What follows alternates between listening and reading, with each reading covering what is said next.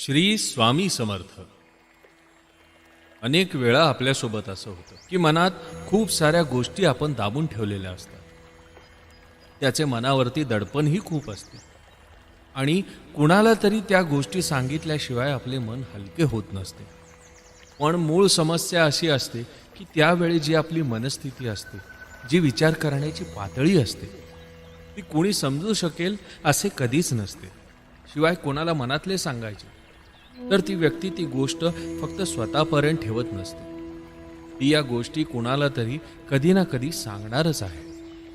आणि त्यातील काही गोष्टी अशा असतात की लोक आपली चेष्टाही उडवू शकतात आणि आपण असे विचार करतो म्हणून आपल्याकडे बघण्याचा त्यांचा दृष्टिकोनही वेगळा होतो. या सर्व गोष्टींना आपल्याला सामोरे जाणं खूप अवघड होतं आणि आपल्या मनात येतं की आपण उगाचच या गोष्टी कोणासमोर तरी व्यक्त केल्या.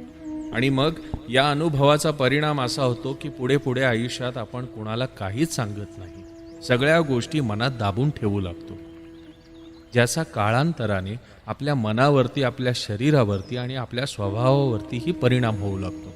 आपली चिडचिड वाढते, एकटेपणा जाणवू लागतो, माणसेही दुरावतात.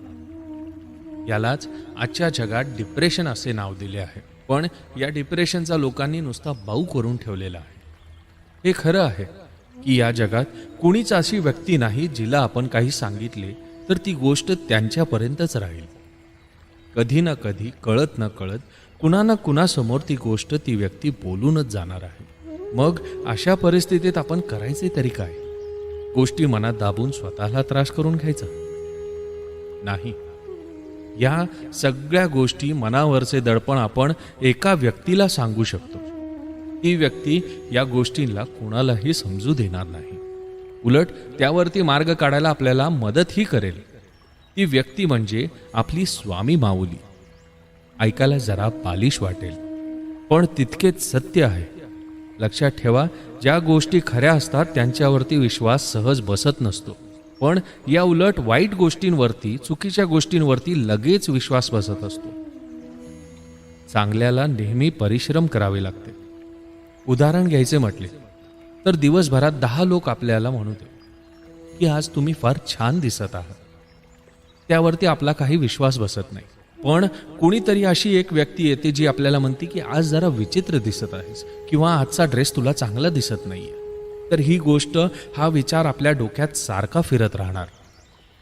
सांगण्याचा तात्पर्य इतकाच आहे की काही गोष्टी खऱ्या वाटत नसतात, त्यांच्यावरती आपल्याला शंका येत असते. त्या गोष्टी जास्त करून बरोबर असतात. शिवाय स्वामीही म्हणतातच की कुणी तुझे ऐकून घेत नसेल तर मला सांग, माझ्याकडून ज्याला ते ऐकू जायला हवे त्याच्यापर्यंत पोचेल, नक्की पोचेल. आपण बोलत होतो मनातले व्यक्त करण्याबाबतीत. तर यासाठी आपल्याला दिवसातून 15 ते 20 मिनिट काढावे लागणार आहेत. श्री स्वामी समर्थ या मंत्राचा आपल्याला आपल्या सोयीनुसार जप करायचा आहे. मग ते 1 माळा असो, 3 माळा असो किंवा 11. जितकेही कराल ते मनापासून डोळे मिटून आणि आसनावरती बसूनच करा. जप झाला की डोळे मिटून तसेच बसा. आपल्या ज्या काही समस्या आहेत त्या मनातल्या मनात स्वामींना बोला.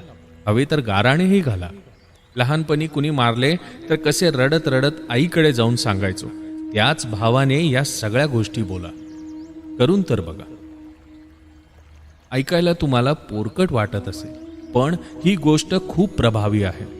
फक्त तुमचे मन हलके होणार नाहीये, पण कुठल्या ना कुठल्या रूपात स्वामी तुम्हाला या गोष्टींमधून मार्गही काढून देतील याची मी खात्री देतो. कारण स्वामी फक्त कुठल्या काळी आलेले एक संत नव्हते. स्वामी हे एक तत्व आहे, ही एक भावना आहे, ही श्रद्धा आहे.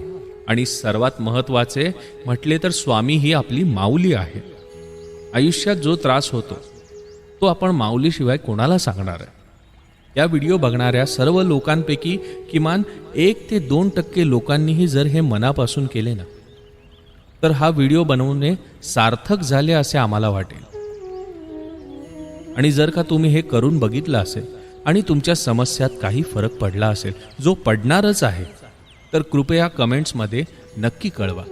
आम्हाला आणि इतर भक्तांनाही वाचायला ते खूप आवडेल. भेटूयात